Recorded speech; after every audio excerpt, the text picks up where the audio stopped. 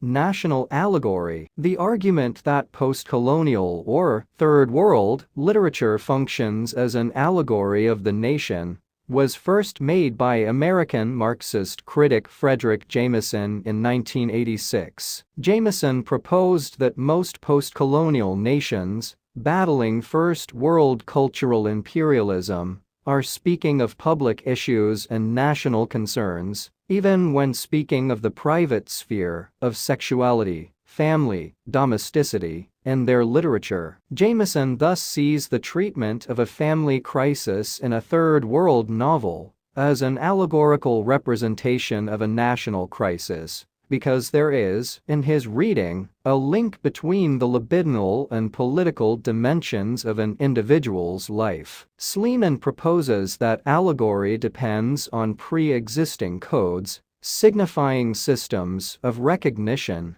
Thus the colonized subject is positioned within a master code or pretext that comes from the tradition of colonial European representation. There are always preceding signs in which the colonized is interpreted. Colonial discourse might be contested by postcolonial writers through the use of allegory, given the fact that the subjectivity and identity of the colonized and formerly colonized has been constructed within colonial rule. Sleeman thus sees allegory as carrying the possibilities of a counter-discourse, where it can serve as an instrument of postcolonial analysis of Europe itself. When the postcolonial writer revisions allegory, what she or he does is to reject these prior codes of interpretation, or even, perhaps, an entire system of signification, by focusing on anti-imperialist figurations.